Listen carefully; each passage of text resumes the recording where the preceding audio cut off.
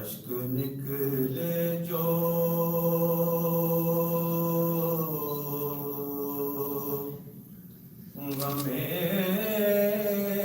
ہمیشہ میں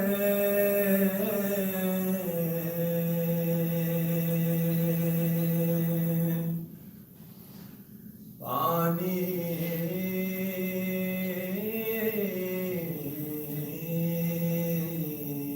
کی طرح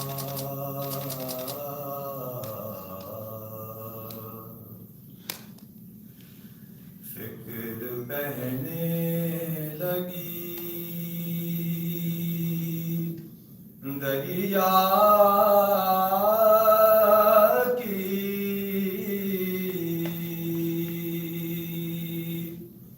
ربانی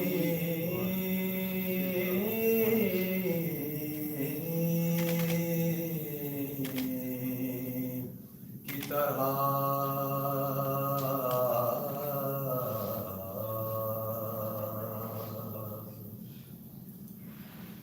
فرش شبیر سے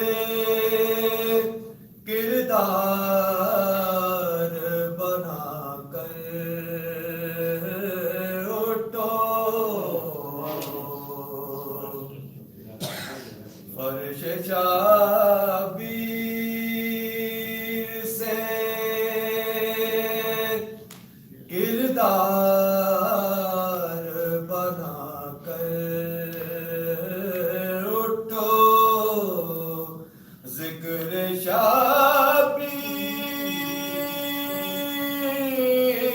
شبیر نا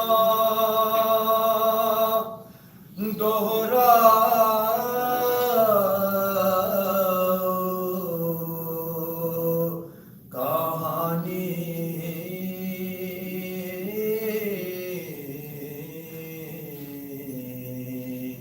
کی طرح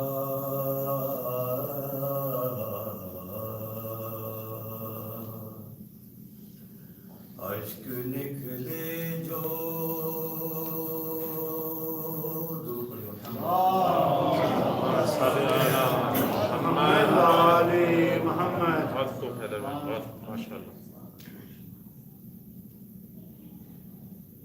سلام کی چند بند خدمت ہے بیت کے احوال کے حوالے سے ہے سلام اس پہ جو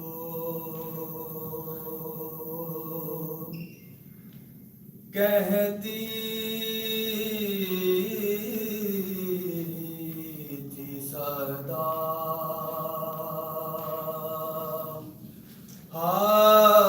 ہائے حسین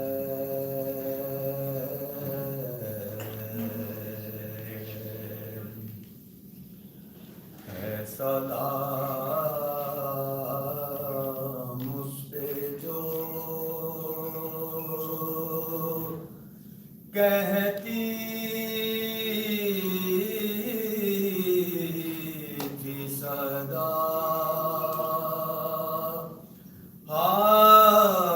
ہائے حسین ظالموں نے تجھے پانی نہ دیا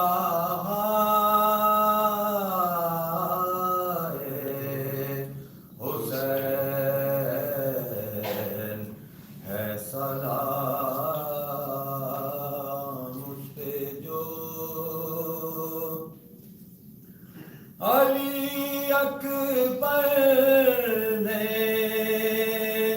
تیرے سامنے برچھی کھائی قتل اصغر تیرے ہاتھوں پہ ہوا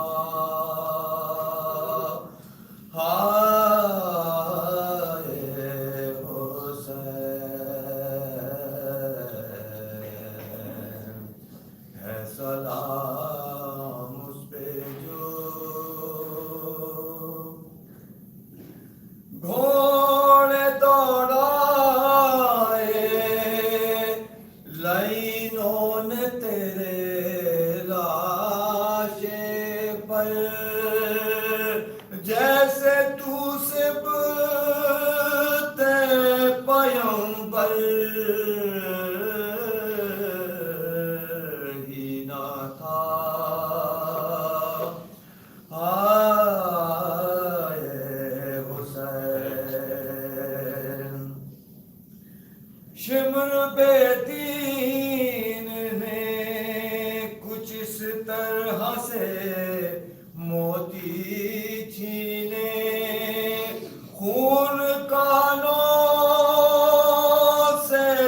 مدینہ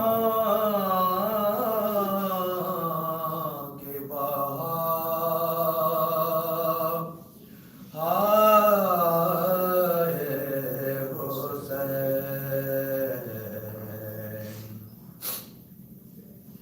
جس جگہ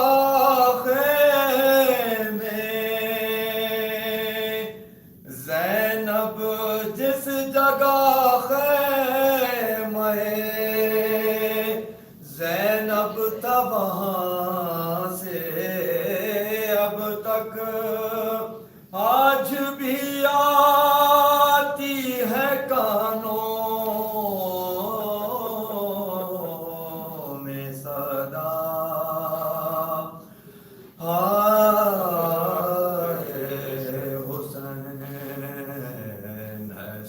سلام اس پہ جو نہ رہا کوئی جنازے کا اٹھانے والا تن زخمی تیرا تیروں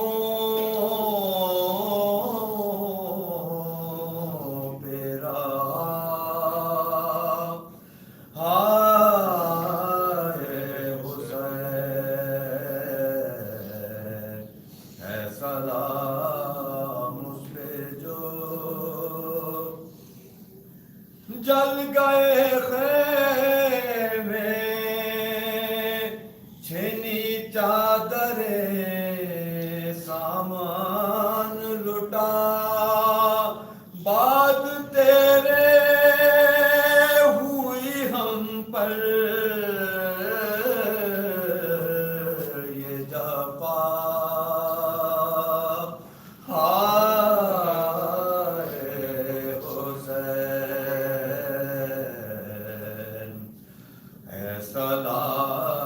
سلام اس پہ جو کہتی تھی صدا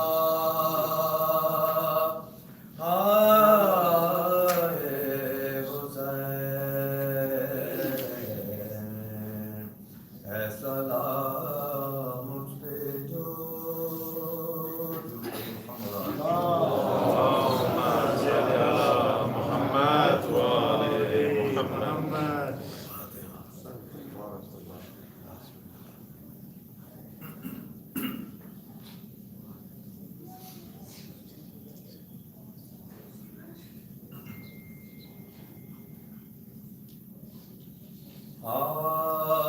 آج مقتل میں عجب بے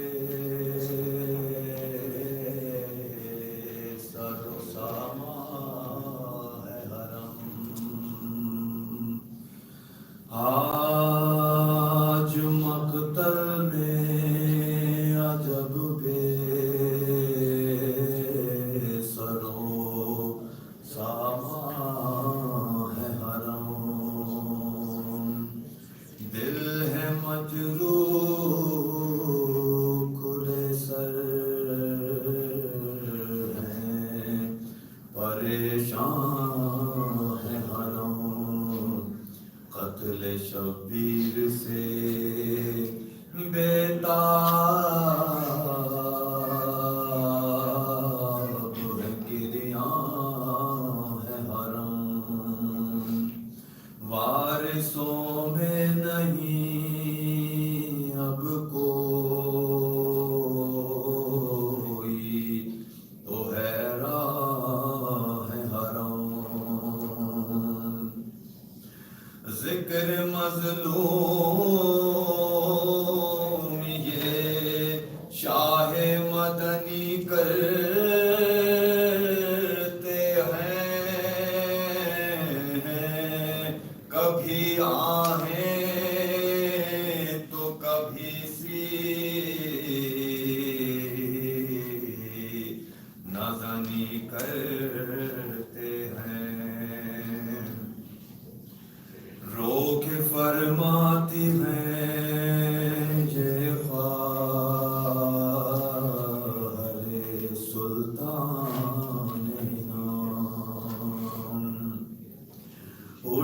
سجاد کے اب دن ہوا جاتا ہے تمام، چھٹ پٹا وقت ہے کچھ دیر کو ہونے کو ہے شام، اب نہ قاسم ہے نہ عباس، نہ اکبر نہ امام، دل پس مردہ پہ ایک غم کی گھٹا چھائی ہے، رات ہونے کو ہے اور عالم تنہائی ہے، کان میں پہنچی جو سجاد کے زینب کی صدا، کھول کر آنکھ یہ کی عرض بسد آہ فغاں، کیا کہوں آپ سے قابو میں نہیں دل میرا، تب زیادہ ہے تو غفلت بھی ہے کچھ آج سوا، کون مالا گیا اور کون جدا ہوتا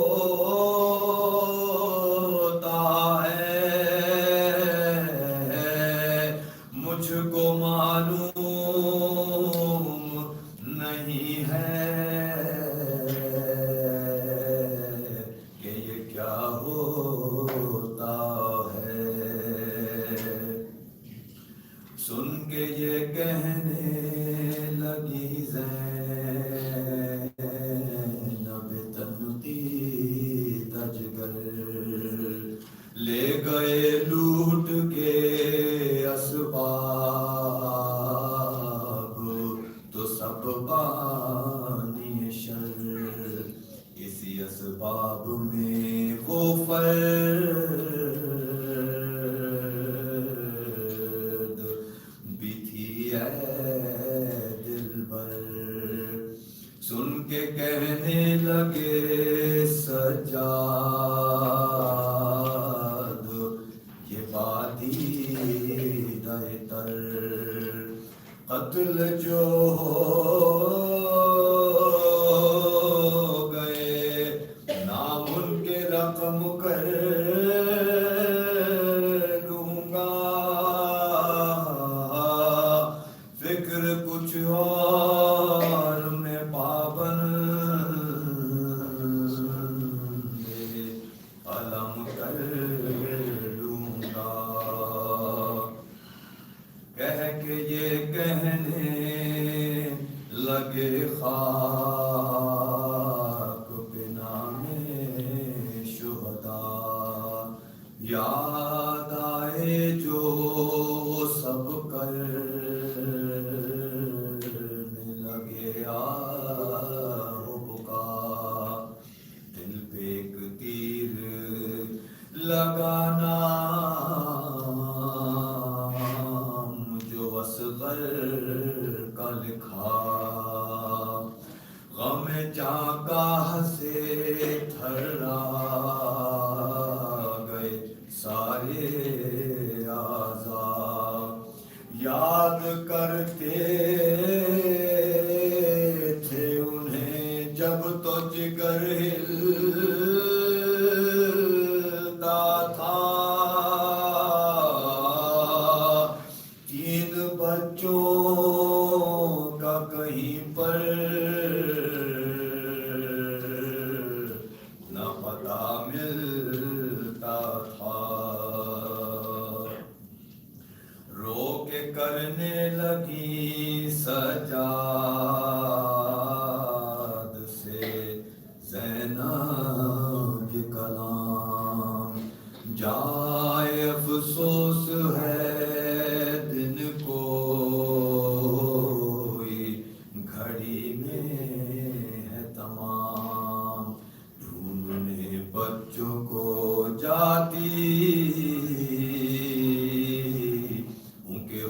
جائے نہ شام. دو اجازت مجھے بیٹا کہ تم ہی اب ہو امام. راستہ بھول گئے ہیں نہ ادھر آئیں گے.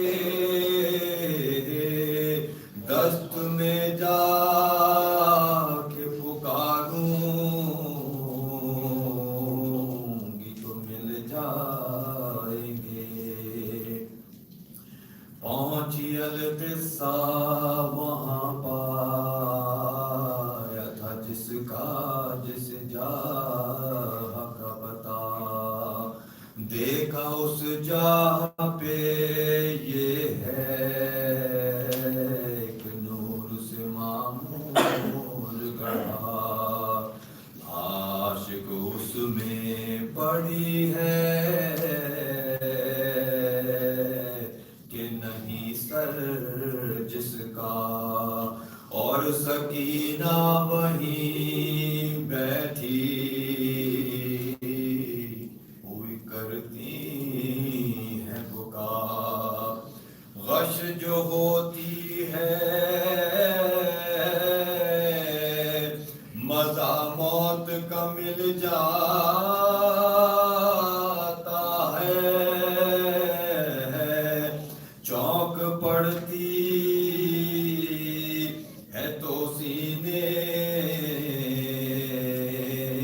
میں دل ہل جاتا ہے. آئی نزدیک غرض ہے نب تن پی جگر. بے بیٹھ کر لے لیا ہوش میں باتی دیتر. بولی لپٹا کے کلیجے سے میں قربان تجھ پر. تو نے پہچان لیا باپ کا لاشا کیوں کر. ہجر سے مادر نوشاد موئی جاتی ہے. بی بھی اب گھر میں چلو رات ہوئی جاتی ہے. آج مقتل میں عجب بے سر و سامان ہے حرم. مولا کوئی غم نہ دے آپ کو سوائے غم حسین کی صلی اللہ علیہ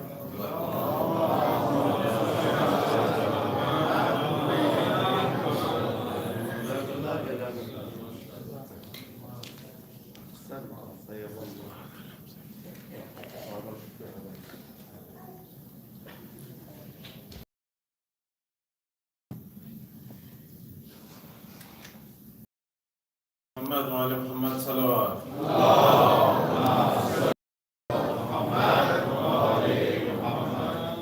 If the men please can move over, there's a little bit more space, it would be really nice. Inshallah, it will give us a little bit more space for people coming a little bit later. I welcome the men to sit to my left, a little bit closer on this side, please, if you can join us. Welcome to the 15th annual Zehra Majlis. We took a 2-year break because of COVID. Of course, COVID changed everything. The second year we were going to do this, Omega virus showed up at the last minute, and unfortunately for everyone, I wanted to make sure that everyone was protected. We rescheduled the Majlis. Alhamdulillah, we are back again to commemorate these days of Muharram and Imam Hussain.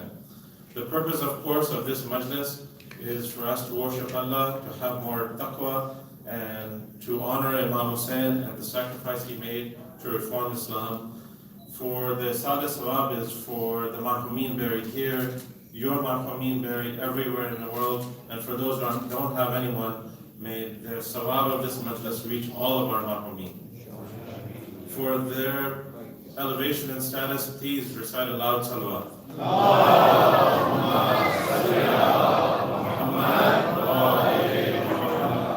There's a secondary purpose, and that is for us to plan, to have awareness of what our ultimate destination is.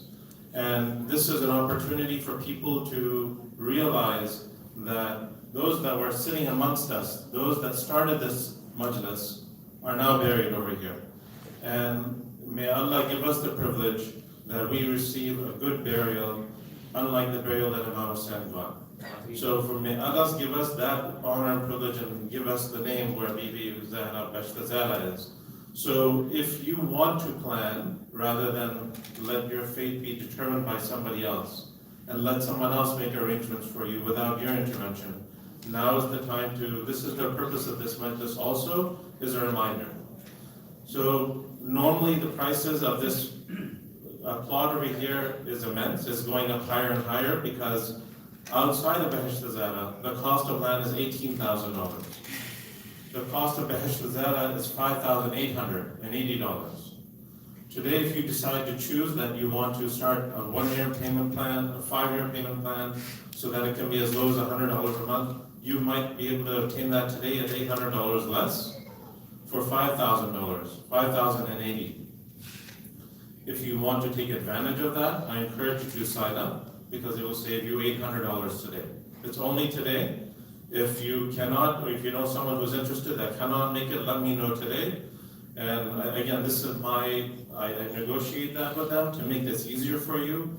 If you choose to avail that, may Allah give you a long, blessed, happy life. But I know what happens to families, because they call me. Those that have not made preparations have great difficulties. Please think about it and plan and prepare. I want to appreciate Fatma Islamic Society for the efforts, and of course the members that make the effort to donate. I don't want to take names, because there's so many people that make videos to give alams, to give chadar. I also want to appreciate Masjid Rasul for all they do, the Iman Center, Risala, and all of our associated Ma'amadas, because they make a great effort to make this successful. I may be the person who's speaking here, but there are so many volunteers, donors that contribute to make this Majlis of Imam Hussain successful. This is your Majlis. I may be the one that helps put down the chadar, and not even that, because it's mainly the other people, the volunteers that are doing that. But I want to appreciate those people that participate. There's a list of donors that have made financial contributions. It's no small effort, it's no small money. I appreciate you all. I've listed your names to get the sawab for this majlis. Let me know, and inshallah your names will be added, and more importantly, your contributions will be made. I welcome your donations, not only financially to make this successful, so we can give you a proper lunch, so we can use this hall, so we can make proper arrangements, but also I need your help with ghusl. There's many people that don't have any experience in knowing how to do a ghusl, how to arrange a kafan, how to cut or wash. If you can participate and help, there's a lot of people that were helping that have moved away. And now there's a shortage. It's tough for me to recruit people. I welcome you. Inshallah, we'll train you. We'll show you how. For the women's, there should be a team. For the men's, there should be a team. That team comes and goes, it fluctuates. I keep reaching out to the same people, and it's too much of a burden for them, because we all have professional jobs and work, and it would be nice if everyone can participate and help with that. I want to recognize and appreciate Maulana Mahir and Haji Agha Mudaris for all the training that they do with how to do ghusl, how to cut the kafans, how to participate in the namaz al-janazah, the taqfeen. They are an immense part of Bahisht Zehra. And that's the reason why we are blessed with having our own Shia-only cemetery. I wanted to recognize all the efforts that they do year after year, with people knowing and people not knowing. But there's a lot that they do behind the scenes.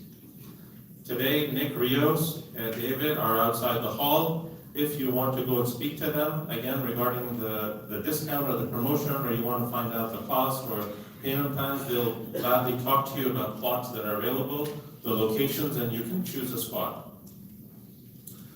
I also wanted to tell you a little bit about our guest who is visiting us. Alhamdulillah, Maulana Falah Al-Atta is visiting us from Michigan. He was born in Karbala. He did his Hawza and Qom. He's been leading the Jummah Namaz at the Husseiniya at Pico Rivera for the past 20 years.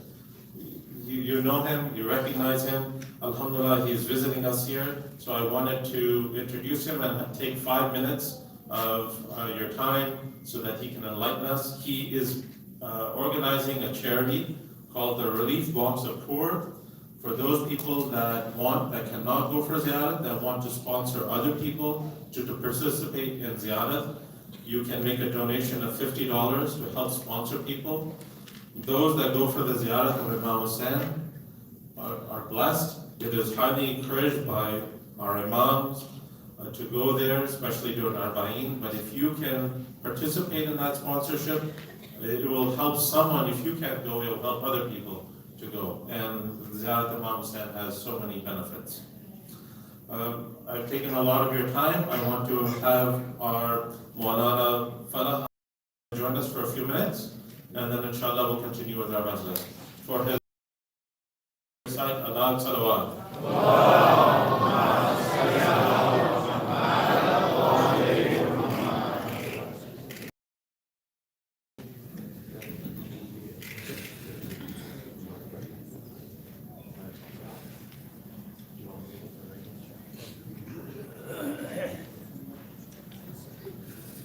محمد وأهل بيت محمد صلوات. اللهم صل على محمد وآل محمد وجل. بسم الله الرحمن الرحيم. صلى الله عليك يا سيدي ومولاي عبد الله. صلى الله عليك وعلى أختك الحوراء زينب. صلى الله عليك وعلى أخيك أبي الفضل العباس. يا ليتنا كنا معكم سادتي فنفوز فوزا عظيما. هذه زينب ومن قبل كانت فينا دارها تحط الرحال. أمست اليوم واليتامى عليها. يا لقومي تصدق الأذان. لا قوة إلا بالله العلي العظيم. Allah subhanahu wa ta'ala says in Al-Quran al-Kareem, بسم الله الرحمن الرحيم. نبئ عبادي أني أنا الغفور الرحيم وأن عذابي هو العذاب الأليم. بارك محمد وعلى محمد ولله الصلوات. اللهم صل على محمد وآل محمد وجل. This is very important ayah, as all the verses in the Quran al-Kareem are important for sure. But this is belong to this occasion, to the place that we are here, for the cemetery, for Bahisht Zehra, for those like me and you, brothers, sisters, belong to the people who are in the grave. Nabbi, O Prophet, this is from Allah subhanahu wa ta'ala talking to Rasulullah. Tell my servants. Listen to this in a brief. By the way, I really thank all of you, and especially Brother Hassan to give me this opportunity to talk to you few minutes on 5-6 minutes. Nabbi ibadi. Oh Rasulullah, tell my servants what is the news from Allah subhanahu wa ta'ala. Anni ana al-Ghafur rahim. Tell my servants, I am the most merciful one. I have one full of maghfirah and forgiveness. Whoever comes to me in another ayah, in another verse, in another hadith. 1 foot. I will come to him 1 mile. من تقدم إلي ذراعا تقدمت إليه ميلا. 1 foot. You come to Allah. You make istighfar 2-3 times. Allah will respond to you. Allah will forgive you. How many sins, how many mistakes, errors we did? 100,000 mistakes? With few istighfar. To be honest with yourself, actually, not only by your tongue. Allah comes to you. I am the most merciful. How? أنا الغفور. They should come to me to do istighfar. وأن عذابي, but do not forget this. In Surah Al-Hijr, go back and verse number 48 and 49, read it.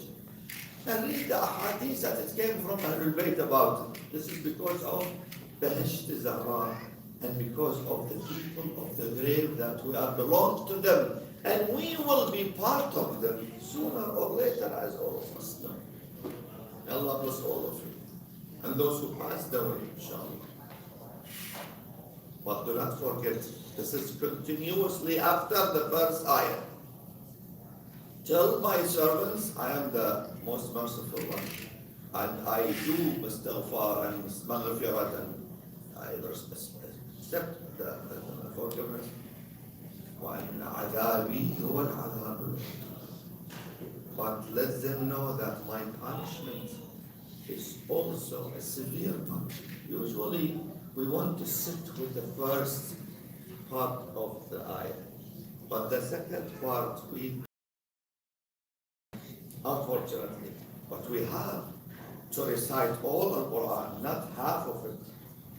Quran is all book from Bismillah ar-Rahman ar-Rahim, Alhamdulillah ar-Rahman, till the end of Surah Al-Nas.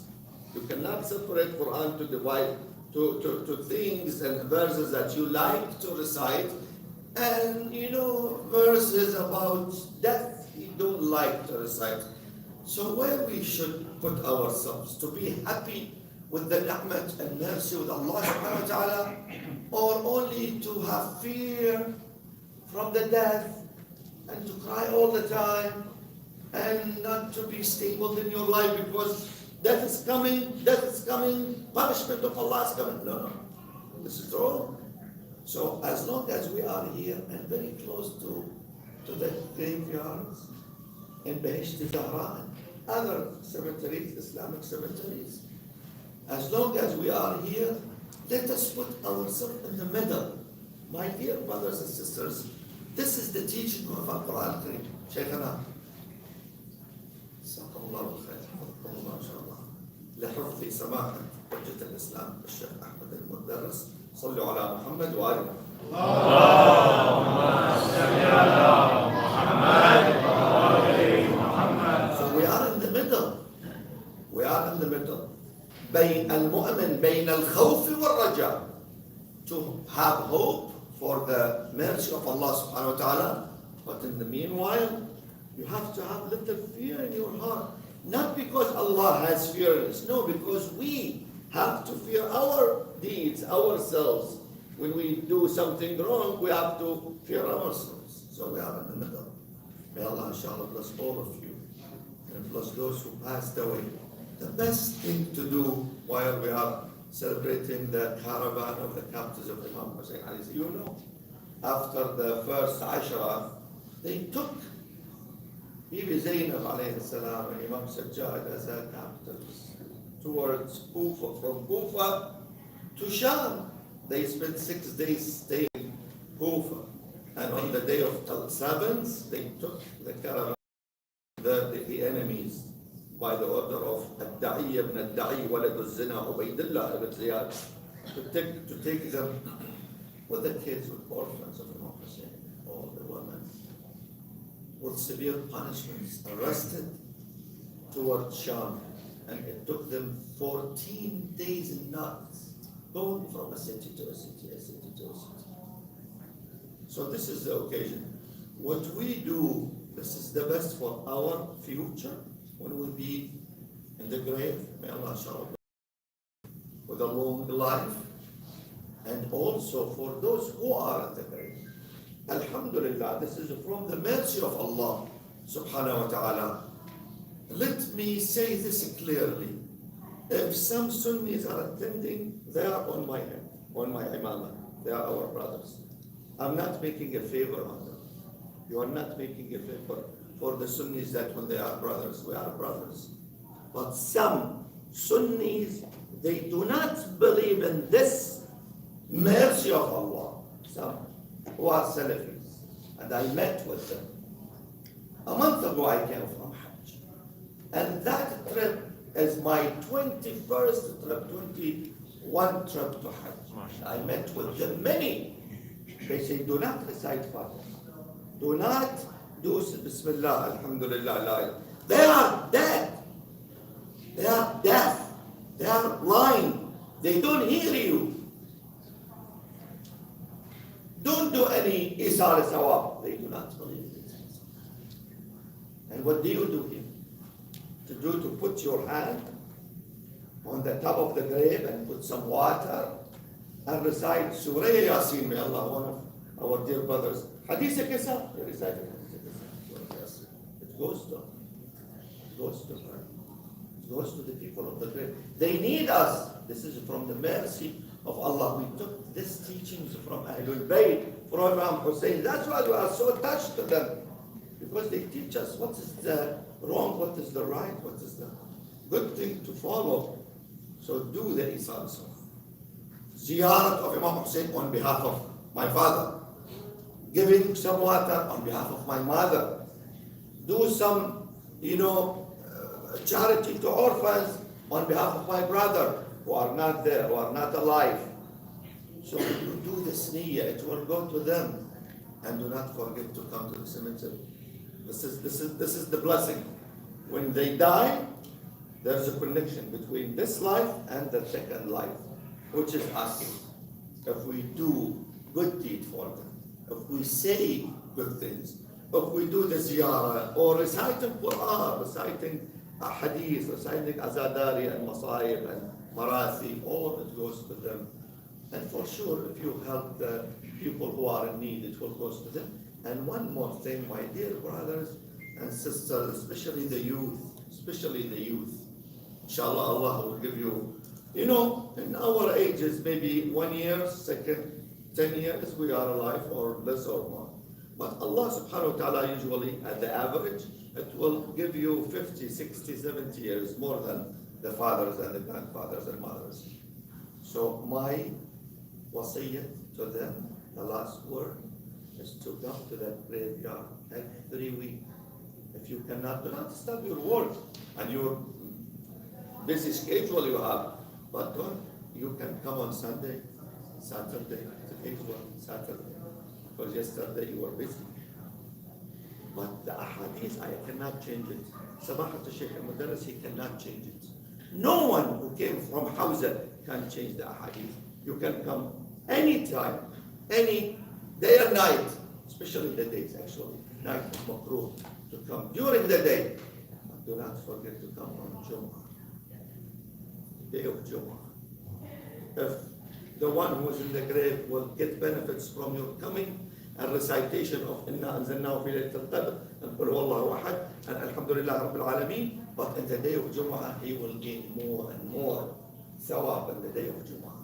So inshallah he will continue doing your inshallah schedule to come on Jumu'ah to the graveyard. Alhamdulillah Rabbil Alameen. As my dear brother Hassan, he gave you some papers and I brought some also to give it to the ladies first, and whatever left inshallah to the brothers. This is for the Ziyar Arba'in of Imam Hussein alayhi salam. My dear brother Sheikh al-Mudarris, he knows about this project we have every year. And by the way, every year I go, alhamdulillah, by your dua, and I encourage all of you to go, as you've been, some of you before, walking from Najaf to Karbala for the children of Imam Hussein. And if you would like to participate with this ziyarah on behalf of yourself or those who are in the grave from your relatives, or feeding the zawar, this is another project, $1 a meal. And they are, last year, Shaykhana, they were officially 25 millions. The numbers came from Al-Atab al-Abbasiyya, the shrine of Hazrat Abul Fadl Abbas. But the non-official numbers, they were more than 30 million visitors. So feed them on behalf of whoever you know from your beloved ones who passed away. Walhamdulillah Rabbil Alameen. وصلى الله على سيدنا محمد وآله الطيبين الطاهرين. اللهم صل على محمد وآل محمد.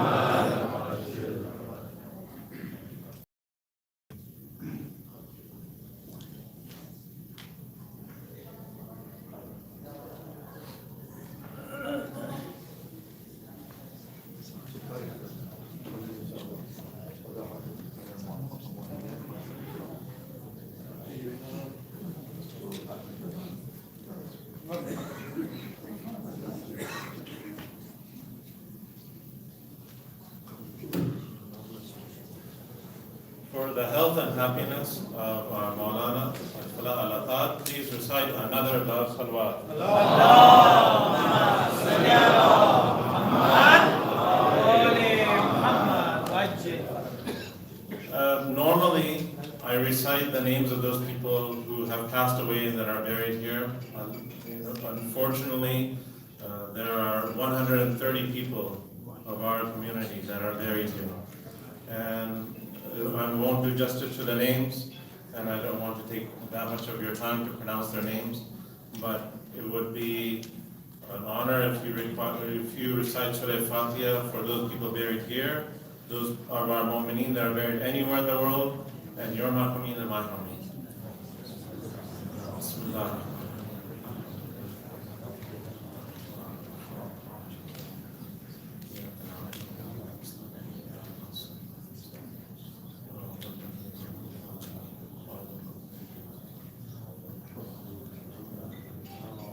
If you will recite Surah Ikhlas 3 times as well.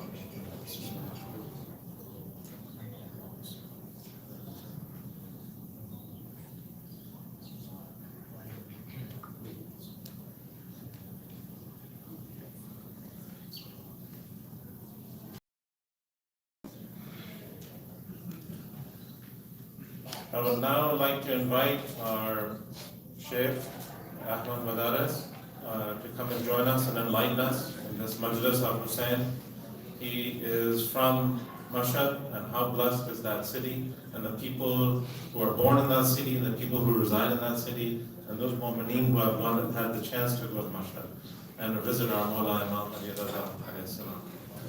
He is from the Hawza of Mashhad as well, and although he's traveled much through the US and is wanted everywhere in the United States, we are blessed to have him here. He's been at Majlis Rasul for as long as I can remember, alhamdulillah. Half a century. Half Half a century. and that's not enough either. Inshallah, may Allah bless his marhum father, and for the health and happiness of him, his family, his extended family, I request loud salawat, and please stand for his presence.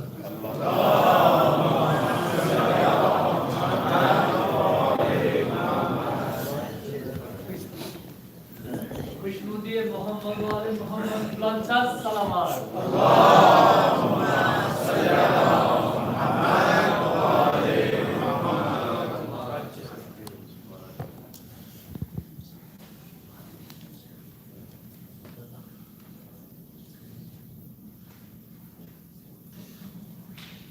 Assalamu alaikum wa rahmatullahi wa barakatuh. For the honor of our beloved Prophet, the seal of the Messenger, the best of creation, and his immaculate progeny, Ahlul Bayt, we say salawat ala Muhammad wa ali Muhammad.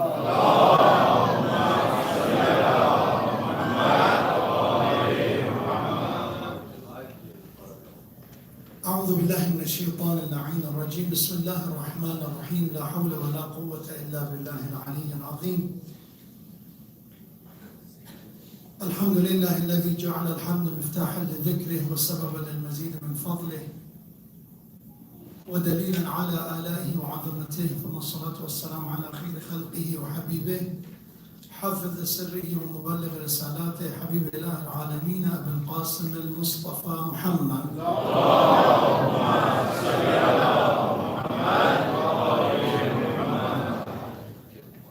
وعلى أهل بيت الطيبين الطاهرين المعصومين المكرمين سيما بقية الله في السماوات والأرضين. قال الله تبارك وتعالى في القرآن الكريم وقوله الحق وهو أصدق الصادقين آمنوا بالله ورسوله وأنفقوا مما جعلكم مستخلفين فيه فالذين آمنوا منكم وأنفقوا لهم أجر كبير صدق الله العلي العظيم. Let's purify our souls, illuminate our hearts with the beautiful name of the Prophet and his family with the salawat ala Muhammad wa ali Muhammad.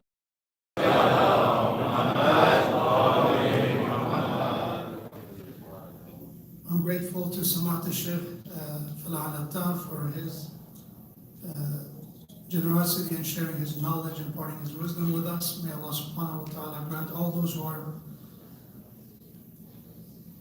preaching for the sake of Allah subhanahu wa ta'ala, sharing the message of Quran and the Prophet and his family, to do it inshallah more eloquently, and inshallah Allah increase their tawfiqat for the well-being of all of our maraji, all of our scholars, and all those who are speakers and the dhakirs of the Ahlul Bayt. Salawat ala Muhammad wa ali Muhammad. Allahumma salli ala Muhammad wa ali Muhammad.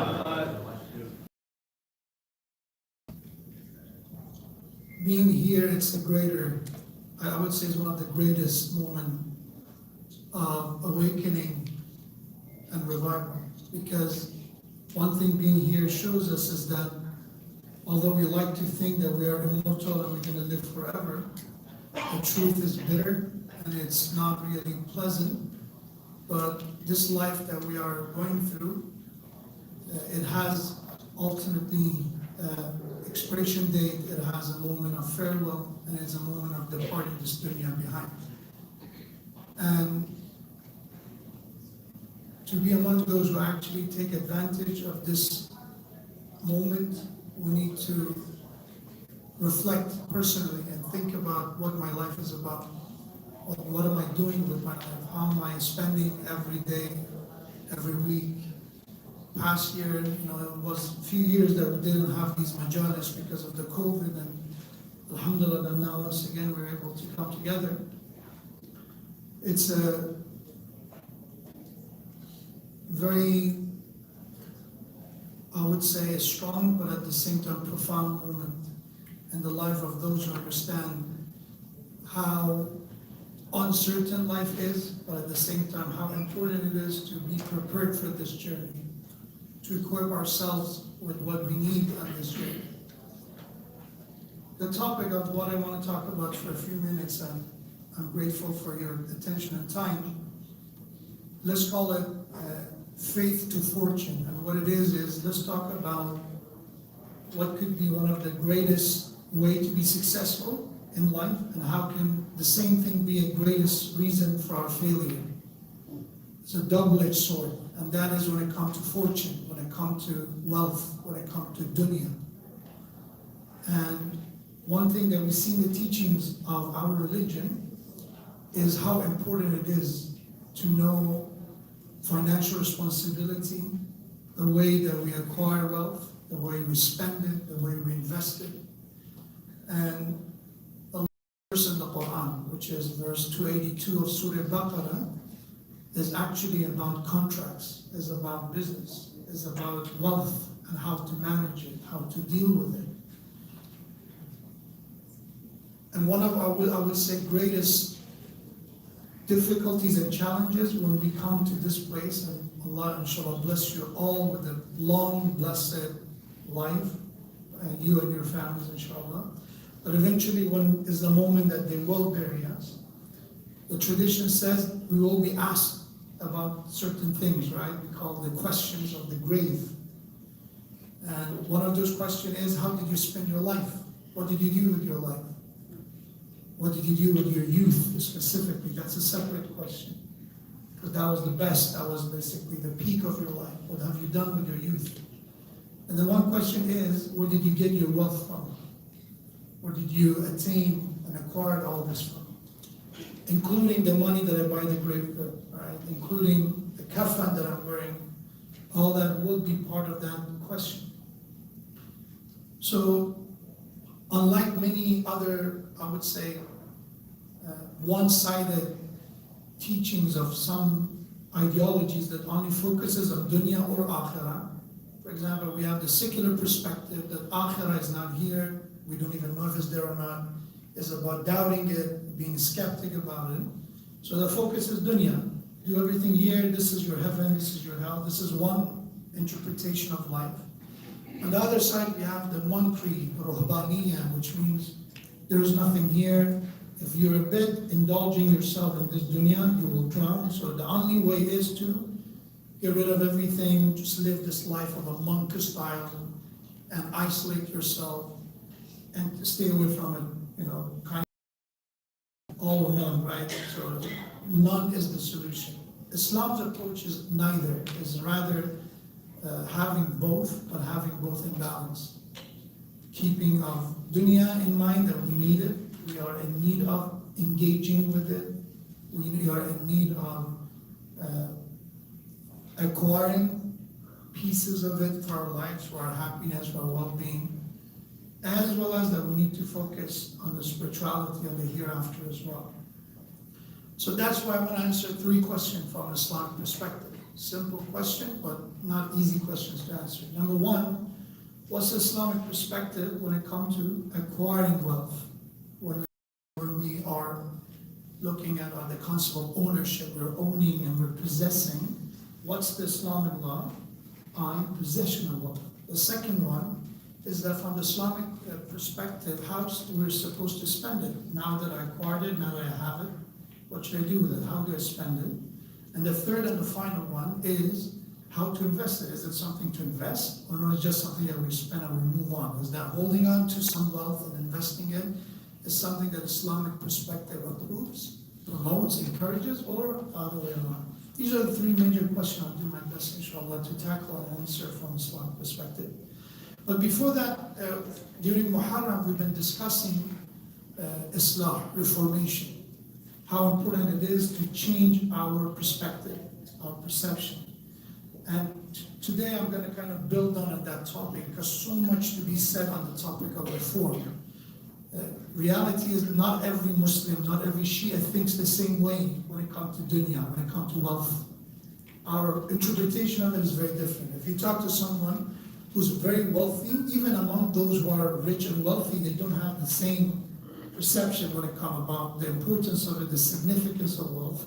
So that's why it's important to reform. It's important to repair. If there's a wrong perception, we need to fix it. And what's the Islamic perspective on the wealth? Is that unlike, as I said, the ideologies who are condemning the totality of dunya and saying dunya is evil, Islamic perspective is not that. Clearly Allah subhanahu wa ta'ala said, Al-mal wal-banun zinat al-hayat al-dunya. Wealth, family, and part of this cycle of life, these are beauties, these are adornments of our life. They're not evil. But what they are fitna, they're a test, they're trials. You will be tested through them. Like everything else you will be tested with, wealth is another one. So it's not inherently evil, rather, it is something that could be used in an evil manner and way, and it could be used in a good way.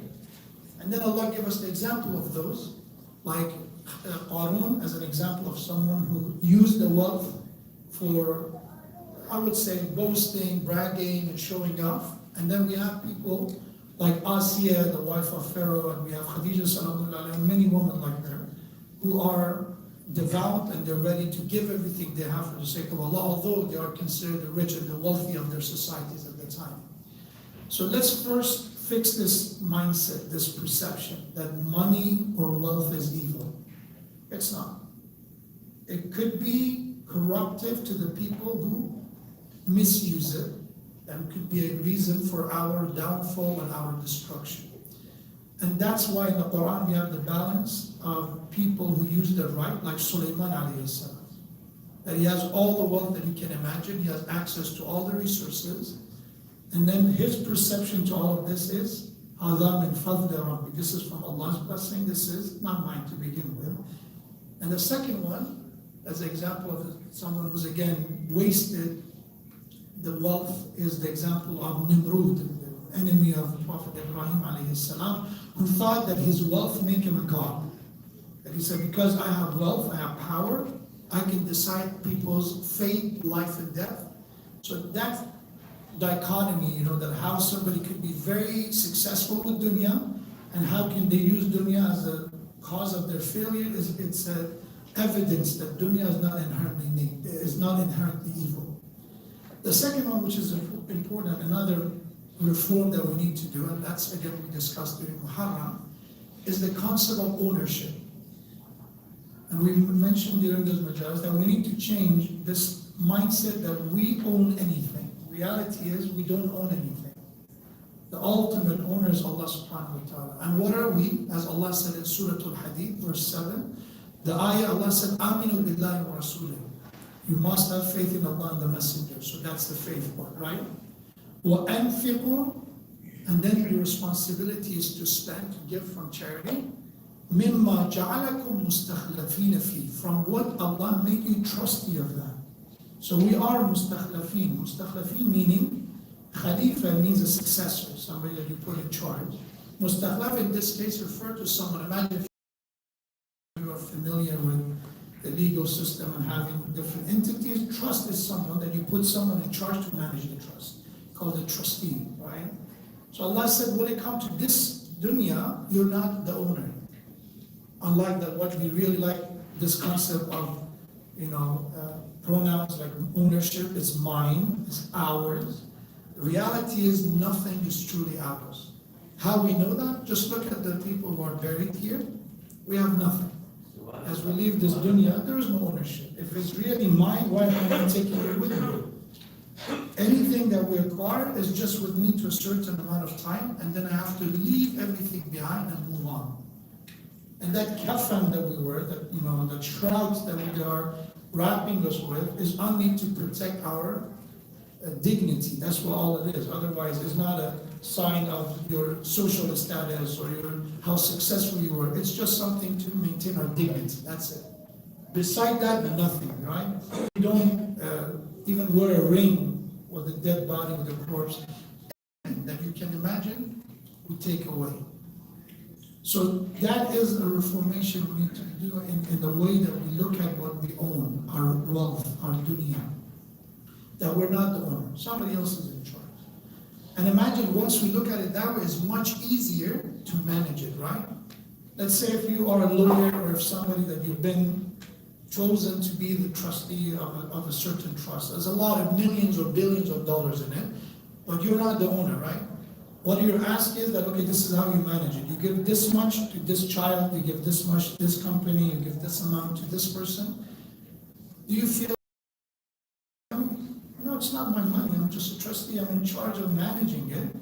So it's not that difficult, it's not a tough decision to make to give it away. But imagine it's my money, it's my bank account, right? Imagine if $2.99 is an unauthorized charge, we're gonna pick up the phone. It's about the principle of it, right? I don't care about $2.99, but it's my money. Somebody took it, and I'm going to get it back. So ownership, what it does, it makes us feeling that attachment to what we own. And Allah said, remember, you are mustakhlafina fil ard. You're just a trustee. So give from what we trusted you with. So when we have that mindset, our responsibility, our financial responsibility and faith is not that difficult, right? Oh, give this amount for this cause, right? Give this amount in zakat, this give amount, for example, for homes, this amount for sadaqah, charity, is not as difficult. It's as if I am distributing what I was assigned to do. And the third and final one, is another mindset we need to be very vigilant and also mindful of it, is that wealth is part of ibadah, is a part of our worship. Unlike what people think, dunya is all it does is corrupts us. The reality is, when you look at Quran, whenever Allah subhanahu wa ta'ala, in most verses of the Quran, when it talks about the most obvious form of worship, which is salat, which is namaz and prayers, daily prayers, right? we see that Allah, after that, in most cases, what Allah said, الَّذِينَ يُقِيمُونَ الصَّلَاةَ, what is after? وَيُؤْتُونَ الزَّكَاةَ. Right? In ziyarat of Imam al-Hussein alayhi salam, we say that as well, right? أَشْهَدُ أَنَّكَ قَدْ أَقَمْتَ الصَّلَاةَ وَآتَيْتَ الزَّكَاةَ. So these are a kind of combination. We do salat and we do zakat. Salat is the part that we do that is our responsibility to spend a certain amount of time. We utilize, and we conform our body to act in a certain way for the sake of obedience of Allah. That's us. That's physically my body and soul has to submit to Allah subhanahu wa ta'ala when it comes to 5 daily prayers, wajibat, right? But zakat is about the wealth. It's about what I'm occupying myself, what I possess, what I have the ownership, at least in the arbitrary sense, I have the ownership over. And Allah said that zakat is an ibadah. The same way salat is, zakat is also about. When you give that money, when you're required, you're responsible. What is the zakat? Is the charity that is part of the branches of religion, furu'ati. We see that is important. Like every other ibadah that we do it, qurbatan ilallah, for the sake of Allah, nearness to Allah. Zakat also has to be given with the same intention. If I give zakat with the intention of just showing off, because I felt sorry for someone, it's not going to be sufficient. The same intention is required when we give the charity. So we have to change our mindset about dunya, because dunya is a part of our worship. When we give the zakat, is one of the very important part of our worship and responsibilities. So these are the three, let's call it reforms that we need to, or change of perception that we need to do in regard of dunya and wealth. Obviously that is something that we should know and we should focus on. But let's go to the first question that we had, and that was how we're supposed to acquire wealth. We know that the risk that Allah is asking us to do should be halal. What is halal? Halal meaning lawful. It means it's something that you have the right to possess. It's yours to begin with. That you have that permission to take ownership or to possess or control it. So how we're supposed to do it? How to attain this wealth? Which we look at the traditions of Ahlul Bayt. He said, okay, what you should know that we have this inherent love toward wealth. We need to know ourselves well. As you know, that famous prophetic tradition narrated from Imam Ali alayhi salam, Man arafa nafsa faqad arafa. If you know yourself well, that will lead you to get to know Allah subhanahu wa ta'ala. And in order to know ourselves, we should know who we are, right? So, for example, Allah said, from the nature of man is that we are halu'a, we are impatient. From the nature, we are dha'ifa, we're weak, we have flaws. From the nature of man is also that we have وَيُحِبُّونَ الْمَالَ حُبًّا وَتُحِبُّونَ الْمَالَ حُبًّا جَمًّا in Surah Al-Fajr. Allah said, let me tell you something about you. You already should know it, but let me clarify it. That you have an excessive love to wealth. You want dunya. You like to acquire it. And if you look at it, it becomes an obsession, right? We think that having dunya, I'm not obsessed with it. But reality is, if all I think about is how to make money, how to make it more, how to invest it, that becomes an obsession. So when we acquire dunya, what we have to keep in mind in acquiring dunya is, don't be obsessed with dunya. Don't let that excessive love of dunya take charge. There's so many desires with us, right? We were born with them. We're born with the desire of this attraction to the opposite gender. That's why Allah has marriage, to regulate that desire, right? We have the desire when it comes to, let's say, power, right? We have desire to be in charge. And that's why we have the regulation about dignity and honor and karama, self-respect, izzah, right? So there's all these desires that we have, but there is a way to moderate them. If you let it go out of control, if we let imbalance take over, result of that would be destroying ourselves. Even simple desire of eating and drinking, if it goes excessive, we have issues, right? If we go to extreme, we have problems. That's why the regulation. For example, when it comes to eating, we know that the Prophet's tradition is recommended as mustahab to stop eating before you're too full. A few bites before you completely feel that, there is no more room for me to take another bite, stop there. Why? Because you don't want it to go to excessive level. Stop it. Same is when it comes to any other desire. Oversleeping, overeating, talking too much. Everything, too much of it is a problem, and our religion has a regulation for it. Negligence and not doing it at all is also problematic, right? And people who are bulimia, they don't eat enough, they have, other issues that is, they're falling from the other side. Both is, and the encouragement is balanced. And that's why this is required constant monitoring, right? I need to monitor myself. Am I going to extreme? Either way. Am I doing it too much? Am I slacking or being negligent? And am I in the right and balanced way? And that's what Sirat al-Mustaqim is, the straight path, is the balanced path. So, in acquiring wealth, how to attain it, we need to always keep in mind that in this process of ownership, the process of possessing, attaining wealth, I need to stay away from ifrat and tafrid. I need to stay away from being excessive about it. So that's why we have a tradition from Prophet Muhammad sallallahu alaihi wasallam.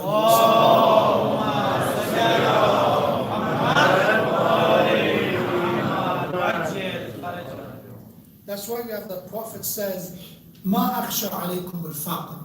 I'm not worried about poverty with my ummah. Poverty, by the way, it's not something that we admire, because you have to be poor. No, not necessarily. Poverty itself could be a reason that leads people to misguidance, right? Someone who steals because their family is hungry and want to provide for them. Faqr could be a factor involved in their bad decision that they make, right? But Prophet said that's not the biggest concern. It's not the faqr is okay. No, but it's not what I'm mostly concerned about.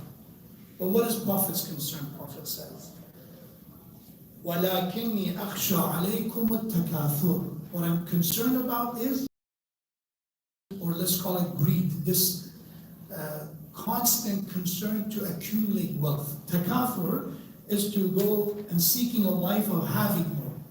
It's not that I need more. I need is different from I want more. Because sometimes you need more, let's say you have a bigger family, so you need more money in order to take care of them, right? You need more money, let's say if you're planning to do something more good. I want to go to Zehra, I want to go to Hajj, I want to give charity. So need is something, another one is want. I want more. I don't care if I need it or not, I want more. That is what takathur is. Allah said that's my concern. Is that for somebody to don't find contentment. So in acquiring wealth, we have to differentiate between when we need more and when we want more. And wanting more could destroy our lives. Because the one who has this constant thirst for acquiring wealth, eventually they have to sacrifice something. I tell this to dear brothers and sisters, especially those who are in charge of the household. Let's say the breadwinners of the house. If both husband and wife are working, or just the father working, either way. There are moments that you have to make a decision to sacrifice your time with your family over making more money. And usually the decision we go is with the second one, right? Is that I want to make more money. That's good for I'm not doing it for myself. Look, I did not buy a new pair of shoes in the past 3 years. So I'm not making this money for myself. But the reality is we are sacrificing something, and that is the time I spend with my family. So when I'm not home, and my wife is, for example, busy doing something in the house, because there's so much to be done, what my child is supposed to do? You're going to be on the iPad, watching TV, playing games, and then years later, I made enough money that I think, okay, why I cannot have a proper conversation with my child? What's the issue? What happened to the past 5 years? What did you do in the past 10 years with your child? Thing doesn't just come out of the blue, right? Things are a result of consistent and persistent behavior. So when Prophet of Allah said, I'm concerned about takathur, is the issue of people going more about having more. And one reason we do it is because we compare ourselves, right? I don't have enough, because I look at my cousin, I look at my brother, I look at my in-laws, I look at my friend. They have a different kind of lifestyle and I want that. It's not that I need it, I want it now because they have it. In this comparison, it leads to making bad decisions, poor decisions. So that's how to attain wealth. without sacrificing principles, without sacrificing our soul. And that is what lawful income is about. There are moments that we have to choose. Second one, the question was how to spend it. The answer is from Surah Furqan. When Allah subhanahu wa ta'ala described Ibad al-Rahman, who are the true servants of Allah subhanahu wa ta'ala, the beneficial Allah, who are the one? Allah subhanahu wa ta'ala said there are different qualities and merits that they have. But one of them is الَّذِينَ إِذَا أَنفَقُوا, is that when they spend, what they do? الَّذِينَ إِذَا أَنفَقُوا لَمْ يُسْرِفُوا وَلَمْ يَقْتُرُوا وَكَانَ بَيْنَ ذَلِكَ قَوَامًا.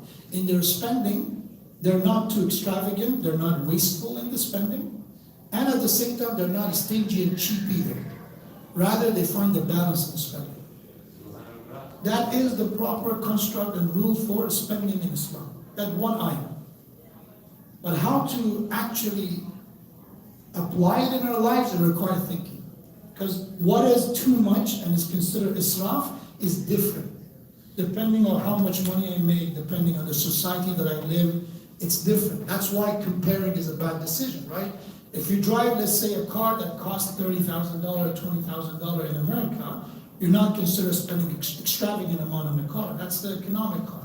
But this amount of money, if you spend it in Iraq or some other country, it will be considered an extravagant gesture. So it's different. The standards are different. But that is something that they need to be considered in every individual cases. You are the one Allah said, you're my servant, you have to consider it as a waste. And at the same time, don't be stingy either.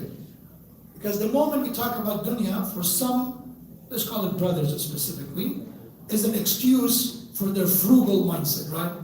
That the family always have to be after them to get them something, get the money they need for the necessities and essentials. Next week is the Shahadat of our fourth Imam, Imam Zehra. He has this famous tradition.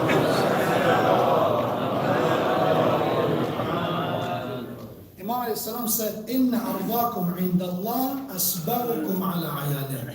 The one that Allah is most pleasing with in the day of judgment is the one who provides best for his family. Providing for your family, we have is considered jihad, as a struggle in the world. But of course, you can be wasteful even there, right?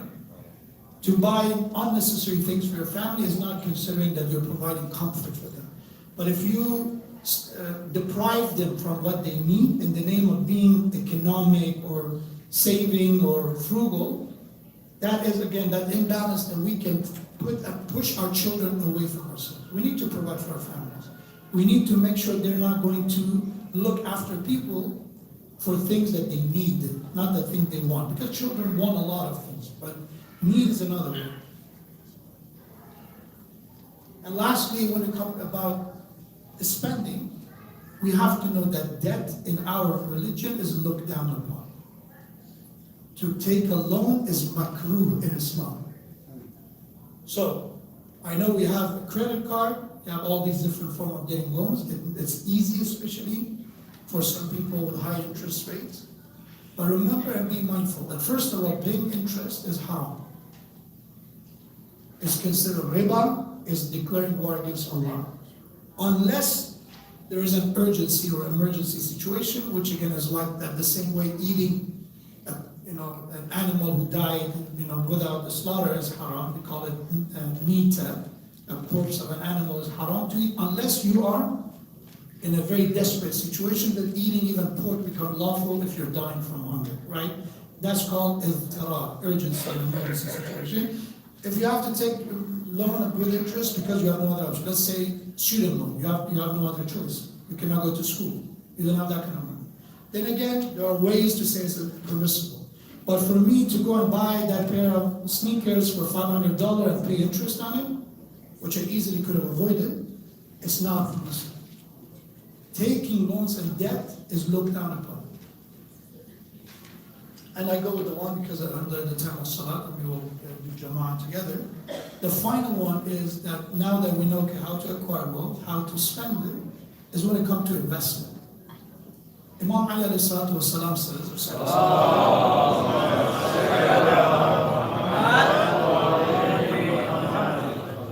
ليس في المال الصامت نفع.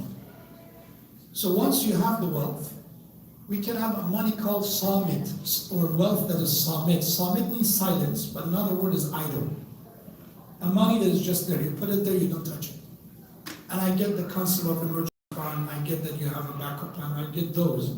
But more than that, to just have money, anything, so there is no barakah, there is no blessing in a money that is idle. So don't be of those just, accumulating wealth and just leaving it on the side. Rather, what Imam Sallallahu said, مَا يُخْلِفُ الرَّجُلْ بَعْدَهُ شَيْئًا أَشَدُّ عَلَيْهِ مِنَ الْمَالِ الصَّامِتِ. When somebody leaves this dunya, the worst thing that they are regretting about is an idle wealth that they left behind. A money that they didn't do anything with it. The companion of the Imam asked, قُلْتُ لَهُ كَيْفَ يُصْنَعُ بِهِ? What should I do with the money if I don't want to leave it idle? Imam said, يَجْعَلُهُ فِي الْحَائِطِ وَالْبُسْطَانِ. Imam said, invest it. Invest it in. Again, right now you can call it real estate. Dar, house. Bustan is a garden. You can call it, in a production line, and something that has a benefit. So back then, the way that you produce food was bustan, gardens. You have palm trees, you have something that gives something to the society. Don't leave the money to be idle. And let me finish with one more point. That when I talk about idle money, sometimes we become that hamster in a wheel that we keep running because we created that wheel for ourselves. I buy things that I don't need, I take loans that I'm not supposed to, and I end up paying interest, and the interest accumulates, and we continue this. Over and over and over. Try to live a debt-free life. I know a lot of entrepreneurs will tell you opposite, right? I've seen these videos that, some rich and wealthy people said, this is the way I do it. The banks are paying for my life. I don't like to own anything. Then I have to pay tax on it. Then remember, that is not an advice for everyone. Not everyone here is in real estate and they are constantly, all their life is about how to make investment. For many of us, it's a side hustle, right? We have a 9-to-5 jobs that we go every day, and we don't have that much. It's a risk that we have to take. Please don't make impulsive decisions when it comes to your wealth, especially if you don't have enough knowledge about an investment. Do not make bad decisions. Cryptocurrency, is one of those questions many of our Maraj are being asked about. If you don't know what you're doing, is a fatwa, is a ruling by our scholars, that if you don't know what it is, you don't know how it works, investing the money and wasting it is haram. Because it's like a gamble that you don't even know what you're doing. Stock market, right, is not haram because you're investing in actual business. As long as that business you invest is halal and lawful, it's perfectly fine if you know what you're doing.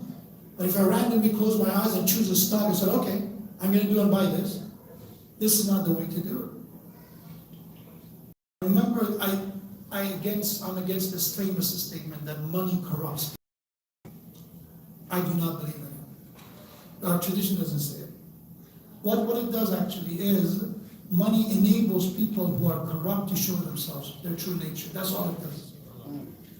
Because many people, when they earn, they don't have the money, they don't have the power to do what they want. Let's say, God forbid, someone, I've had cases that a woman or a man who suddenly they start making a lot of money. And one of the first decisions they did, end the marriage. I don't need you anymore. I needed this marriage because I need somebody to pay for my expenses. That was their mindset to begin with. It wasn't a toxic relationship. Again, I know that in some marriages, God forbid, there's abuse, there are other issues, I get that. But there are some marriages that I've had it, the couple come to me and said, there's nothing wrong in our relationship, I'm bored, I don't like this person. I don't like them. The woman walks away, the man walks away, the father, the mother, and the reason they do that is said, because now I have the money. Suddenly I have received, now I have this job pays me this much. This way, before even I had the money. Money enabled me to do it, that's all it was. So don't be one of those who said money corrupts. No. We could be the poorest of the poor and make the worst decision. We could be the wealthy, alhamdulillah, Allah blessed us with rizq, and make good decisions. And examples of that are so many. In history we can see it. One thing that is clear, who we are is going to affect how we make money, how we spend it, how we invest it, who we are. And that's why I said, Man arafa nafsa, faqad arafa Allah. The one who knows himself will get to know Allah subhanahu wa ta'ala. May Allah, by the honor of Prophet and his family, Give us the tawfiq that when we leave this dunya, and when where did you get your wealth from? How do you spend your wealth? We be able to answer it without any regret, without any concern, that we did what Allah subhanahu wa ta'ala trusted us with, that we were the trustee of these wealth, these blessing, and we utilized it, we allocated the way Allah subhanahu wa ta'ala commanded us and expected. May Allah subhanahu wa ta'ala send His best peace and blessing upon the Prophet, and especially to Imam Hussein alayhi salam. And may Allah, from this majlis, from this gathering, from the recitation of the Quran, from the majlis, this reminder, and from the marathi and the remembrance and the praise of Ahlul Bayt, may Allah send a gift, a token of gift, inshallah, to the soul of all of our marhumeen, especially the marhumeen who are buried here. Dr. Rizal mentioned we didn't mention the names, but we don't have to. Allah in the Quran said, "Inni a'lamu kha'inata al-a'yuni wa ma tukhfi as-sudur." He knows what we conceal in our hearts. In the name or not, Allah knows every one of you. You know the names of the people you lost. So remember them in this day with recitation of the Quran, with the recitation of some dua. Remember them and send this as a gift to their soul. And we ask Allah inshallah to bless the soul of all of our marhumeen. I finish with the dua. There's azadat inshallah after the salah. But I finish with the dua inshallah. Allahumma aghfir lil-mu'mineen wal-mu'minat wal-muslimeen wal-muslimat al-ahya'i minhum wal-amwat. تابع اللهم بيننا وبينهم بالخيرات إنك مجيب الدعوات إنك غافر الخطيئات إنك على كل شيء قدير. Please, for the soul of all marhumeen, for the shifa and healing of all those who are in need of our du'as and prayers, those who are sick, recite Surah Fatiha with the salawat ala Muhammad wa